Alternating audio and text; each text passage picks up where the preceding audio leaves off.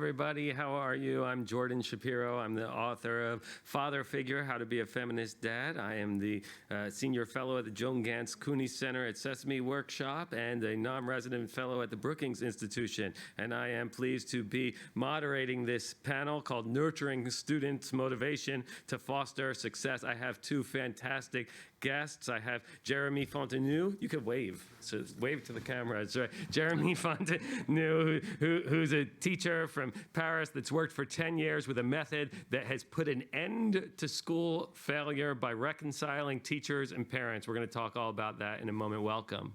Thank you. And my other guest is Robert Labato. Robert is the head of the King Alfred School in London. Wave.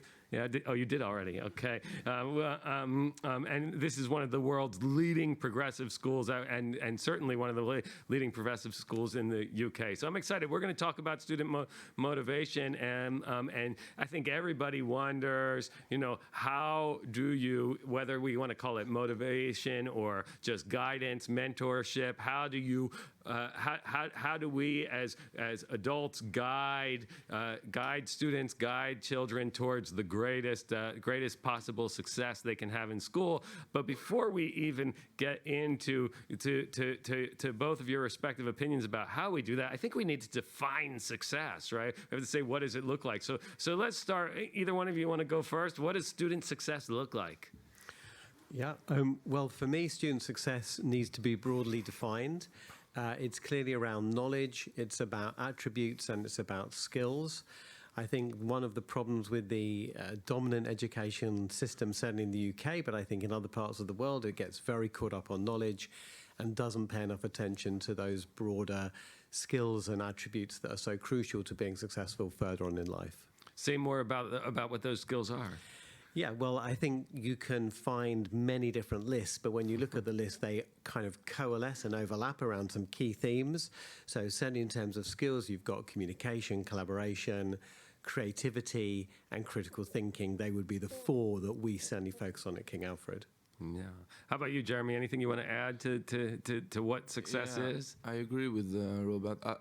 I would add that to me, I think that self-confidence is a major key in life, and especially for kids and for teenagers. So somehow success would mean to have courage enough or enough self-confidence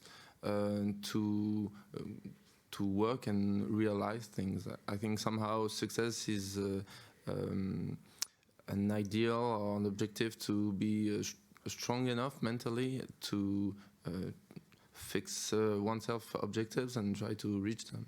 So say to me, say a bit more about this connection between self-confidence and academic skills. I mean, certainly we all want people to feel confident and to have dignity and autonomy and agency. Can you draw that line directly between agency, autonomy, self-confidence, and academic success? Yes, I think that this line has not be drawn enough, and in France a lot of teachers, so did I a few years ago, and I started 10 years ago in Drancy. We tended ourselves to define our work or to define ourselves as teacher of a theme, like I'm supposed to teach economics, for instance. But what the Reconciliation Project has taught me somehow is that the things I teach and the knowledge I give somehow to the students is not really a priority. It's more like a second-hand important thing, because the most important thing to us is to put the kids in a way, or to make them feel an experience of success, which would mean that facing difficulties, intellectual difficulties or scholar difficulties, they don't give up, they try harder, and then somehow they realize that they can do it, and that's how the scholar knowledge or the scholar program is just a way or tool to make the kids feel this experience of progress, and that's how self-confidence emerges somehow.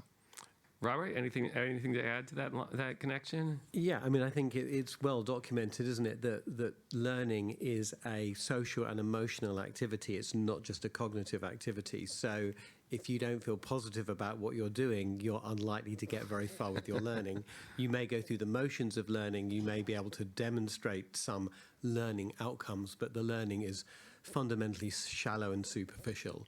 To get deeper, you have to connect with something inside the person, and I think that's our real challenge as educators.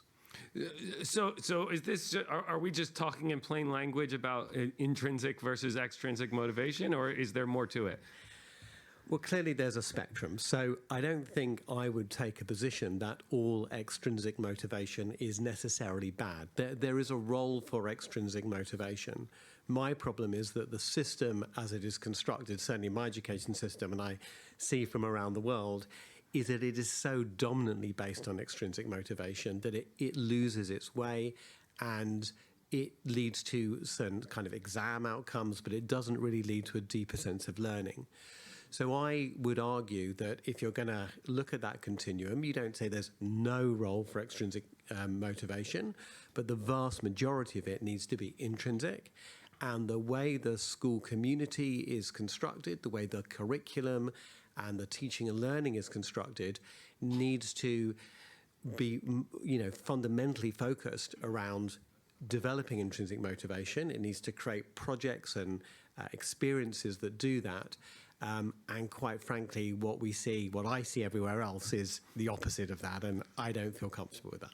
Yeah, so let me ask you. I mean, this is a problem I struggle with as a teacher myself all the time, which is, of course, I want to teach in a way that is very much about agency, is very much about self-confidence, but when we live in a world where the extrinsic motivation factors, whether those are grades, whether those are diplomas, whether those are other kinds of extrinsic rewards, are so prioritized that it becomes very difficult to get students to see anything but that.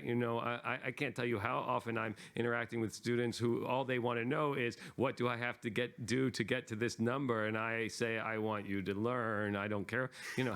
How do you overcome those expectations?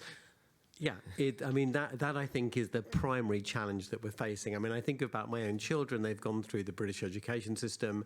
I'm a history teacher as well as a head teacher, and my daughter was writing an essay about the French Revolution, and she hates coming to me for any help at all at any stage in her education. But she was really stuck, so she said, "Dad, can you give me some help writing this?"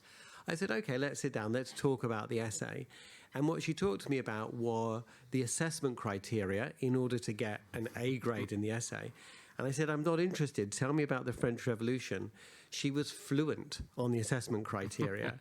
She was really, knew very little about, no disrespect to you, Jeremy, but she knew very little about the French Revolution. And the whole thing has just been turned on its head. So we have to be very strong in our values about what we care about, and the society as a whole, needs to shift. But I think it's not going to shift unless educators take a very strong principled stand on this. Yeah, I think that's right. It's very difficult because on the other hand, we also know that being able to clearly define that criteria is a benefit to the learning. So we're stuck in a sort of there's a very complicated tension here between clearly defining the extrinsic symbolic measurements and making sure there's real intrinsic knowledge. Yeah, but my point is it's got out of balance. So it's not that they don't have a role, but actually, surely, if you're learning about the French Revolution, you need to know about the French Revolution more than you need to know about the assessment criteria. It doesn't mean that you don't need to know about the assessment criteria, but it's clearly second order, not first order for me. Yeah. I think I agree with you. Now, Jeremy, you've had a lot of success from getting adults and parents involved. Yeah. And I think it has something to do with what Robert just said, and I agree with a lot of what he said. In Drancy, we use the extrinsic motivation stuff as a tool somehow, because we insist at the beginning of the scholar year on the grades. There are weekly evaluations. We are very strict on basic rules, and we work with the families a lot.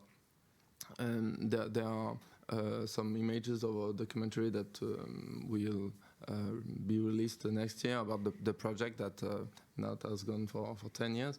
And so the extrinsic motivation, which is, I think, a common thing for teenagers, as you said about your own daughter. So we use it, and we make this alliance between adults, which is like the parents and the teachers. We meet families at the beginning of the year to put pressure on kids, to make them force somehow to put on the effort that they don't usually do for social reasons, because of the environment doesn't make them do the effort somehow. And the beauty of the project is that after a while, at first they do the things we want them to do, and they put on the effort. They are not late anymore. They don't forget the stuff anymore. They are more focused in class, and they don't give up, whereas they used to do it the previous years. After a few weeks, like intrinsic motivation comes from within. The beauty of it is that living this experience of progress, like, oh, I thought I could not do it, but I realized that if I work twice harder, I actually can. I actually have the ability, and I was maybe underestimating myself. And so the intrinsic motivation comes after a few weeks or a few months of pure 100% authoritarian exterior motivation. So I agree with Robert on the fact we have to make it more balanced, and somehow we use it 100% the external one, and then it becomes intrinsic, because we have, as all the teachers, the goal or the objective to make them autonomous, which means the internal motivation is the key to everything. Yeah, so it sounds here that while you're both saying there's something that's out of balance, it's a different out of balance, because Jeremy, you seem to be saying that there's a real power in the routine. You used the word authoritarian. I'm not going to go that far, but routine, rigid, habitual structures, the kinds of things that say, hey, we're going to create a lot of rigidity of structure in order to create the patterns that eventually open up the space for the intrinsic motivation. How do you respond to that, Robert? Yeah, I mean, I kind of understand the argument, and I do think there is something a little bit context specific about it. So particularly when you're dealing with children with less of that in their lives, clearly there's an argument to provide it. I think I have questions around that transition and how easy it is to move from the one state to the other. You mean from the extrinsic to the intrinsic? Indeed. Yeah. And I think, the idea of the gateway is kind of attractive, but I'm not sure in practice that it always works. The second thing, which I think is probably more important for me, is that the problem with the extrinsic motivation is that the over-reliance on that is that what comes out, what is the experience of the student at the end of that, and how well prepared are they for what comes next in terms of further study and work and lifelong learning. And in my experience, they're not. So they are so used to basically seeking the approval of an external authority figure, be that their family, be that their school, their teachers, be that the state, that actually when they're suddenly left on their own, they are bereft. They don't know what to do.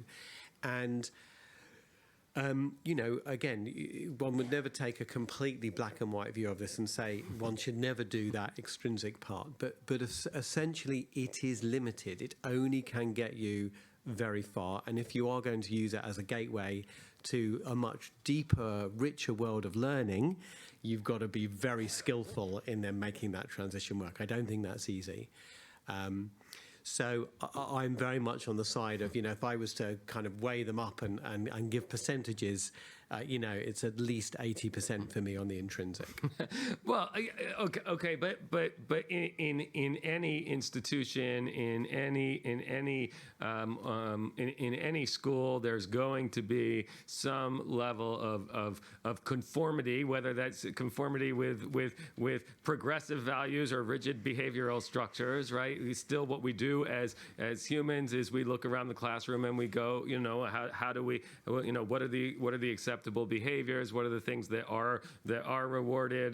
There's a reason we learn to raise our hands, right? It's because it gives us the sort of social capital that allows us to succeed. Where is the line where that becomes authoritarian, to use your word, and isn't there something a little bit, or could we make the argument that there's something a little bit dishonest about pretending that it's open and democratic when there's still certainly, I'm playing devil's advocate here, of course. So if I could just come back on that, then I'll hand over to you, Jeremy. So in my school, there are no rewards. There are 0 rewards. There are no certificates. There's no... if people do well or they do badly in tests and stuff, that is entirely for the individual. And as soon as you go down that pathway of rewards, you're setting up exactly that kind of culture. So you have to work very hard not to do that, because there is a sort of a social push in that direction. And you have to value the achievement that each person makes, whatever that achievement is, in their own terms for the journey that individual has been in. Now, that is challenging. It's not straightforward. It's easier just to say, oh, well done, here's a pat on the back, you've got this thing. But actually, for me, that doesn't ultimately, not in terms of the long-term picture of education, that doesn't serve the children well. Yeah, I agree completely what you say, because to me, the most important thing is that it cannot be 100% white or black.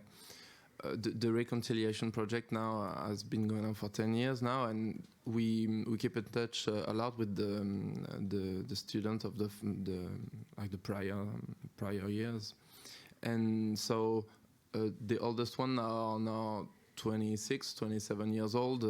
Some of them are parents now, some of them are teachers, and so the experience has taught us that they become autonomous, and that it does work. There is like a phase during the first months after they graduated that is complicated for them, because they feel completely unknown suddenly. But we during the second part of the year, somehow we prepared them. There's this contradictory thing. During the first part of the year, we are very present, and we are making them feel that we are here.